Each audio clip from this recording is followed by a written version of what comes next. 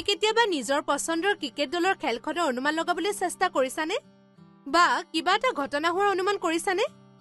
যেনে এটা বৰষুণৰ বতৰ হোৱা বা ডাইচটো দলিয়াই দিওঁতে কোন এটা নম্বৰ পোৱাৰ অনুমান কৰিছানে হয় এই সকলোবোৰৰ বাবে সম্ভাৱিতাক ধন্যবাদ জনাব লাগিব ই সম্ভাৱনীয়তা আৰু সুযোগৰ বিষয়ে ধাৰণা দিয়ে আৰু এই ভিডিঅ'টোত আমি এই বিষয়ে কথা পাতিম আহা ভিডিঅ'টো আৰম্ভ কৰোঁ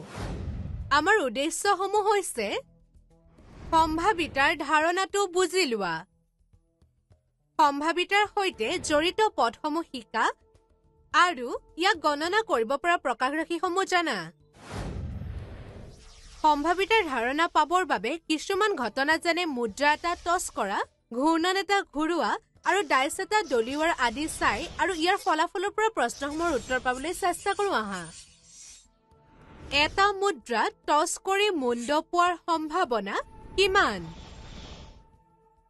এটা ঘূৰ্ণন ঘূৰালে পাঁচটা ৰং ৰঙা নীলা সেউজীয়া হালধীয়া আৰু বগাৰ ভিতৰত সেউজীয়া ৰঙত ৰৈ যোৱাৰ সম্ভাৱনা কিমান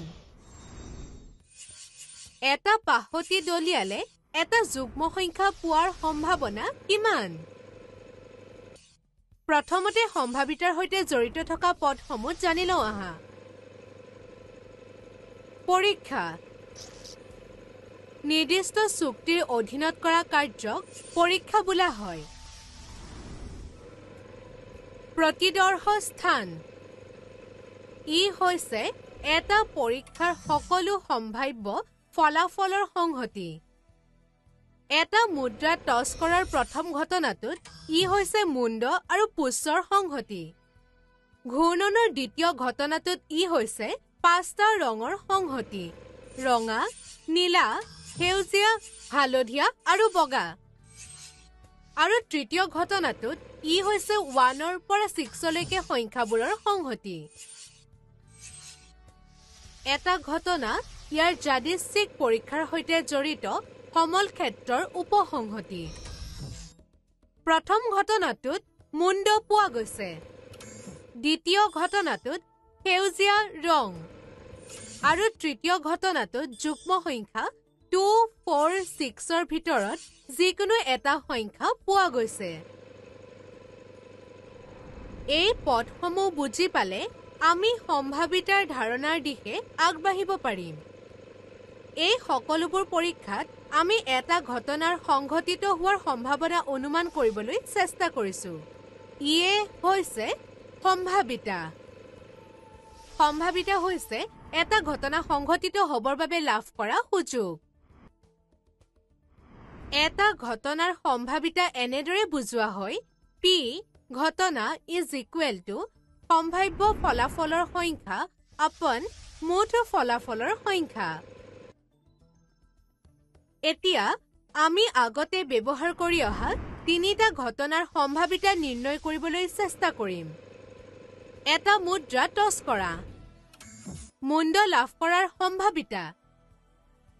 ইয়াত সম্ভাৱ্য ফলাফল কেৱল 1 অৰ্থাৎ মুণ্ড আৰু মুঠ ফলাফল 2 অৰ্থাৎ মুণ্ড আৰু পুচ্ছ এতেকে ইজ ইকুৱেল টু 1/2 এটা ঘূৰ্ণন ঘূৰোৱা সেউজীয়া ৰং পোৱাৰ সম্ভাৱিতা ইয়াত সম্ভাৱ্য ফলাফল হৈছে কেৱল 1 অৰ্থাৎ সেউজীয়া ৰং পোৱা আৰু মুঠ ফলাফল হৈছে 5 অৰ্থাৎ পাঁচটা ৰং ৰঙা নীলা সেউজীয়া হালধীয়া আৰু বগা এতেকে ইজ ইকুৱেল টু 1/5 এটা পাহতি দলিওৱা এটা যুগ্ম সংখ্যা পোৱাৰ সম্ভাৱিতা গতিকে ইয়াৰ সম্ভাৱ্য ফলাফল তিনিটা অৰ্থাৎ সংখ্যা 2, 4 আৰু 6 আৰু মুঠ ফলাফল হৈছে 6 is equal to 3/6 is equal to 1/2 সম্ভাৱিতাক শতাংশ হিচাপেও উপস্থাপন কৰিব পাৰি আৰু আমি ইয়াক 100ৰে পূৰণ কৰিব পাৰোঁ মন কৰা যে সম্ভাৱিতা সদায় এটা ভগ্নাংশ আৰু ইয়াৰ মান সদায় 0ৰ পৰা 1ৰ ভিতৰত থাকে। অসম্ভৱ ঘটনা। যদি এটা ঘটনাৰ সম্ভাৱিতা 0 হয়, তেন্তে ইয়াক অসম্ভৱ ঘটনা বুলি কোৱা হয়। অৰ্থাৎ এই ঘটনাটো কেতিয়াও সংঘটিত নহয়। যেনে এটা সঠিক পাশতি দলিয়াই 7 সংখ্যাটো পোৱাৰ সম্ভাৱিতা। নিশ্চিত ঘটনা। যদি এটা ঘটনাৰ সম্ভাৱিতা 1 হয়, তেন্তে ইয়াক নিশ্চিত ঘটনা বুলি কোৱা হয়। অৰ্থাৎ এই ঘটনাটো নিশ্চিতভাৱে ঘটিব।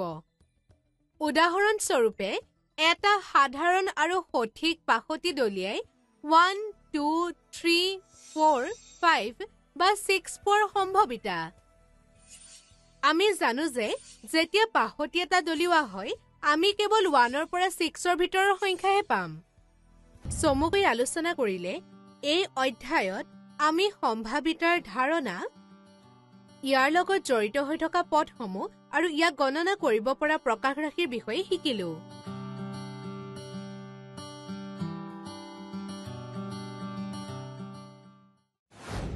এই ভিডিঅ'টোত আমি সম্ভাৱিতাৰ বিষয়ে শিকিলো। ই তথ্যৰ ব্যৱহাৰৰ সৈতে জড়িত। যিহেতু তথ্যৰ ব্যৱহাৰ বা তথ্যৰ বিশ্লেষণ এখন ডাঙৰ ক্ষেত্ৰ, সেয়ে ইয়াক বিভিন্ন গাণিতিক প্ৰক্ৰিয়াত প্ৰয়োগ কৰিব পৰা হ'ব।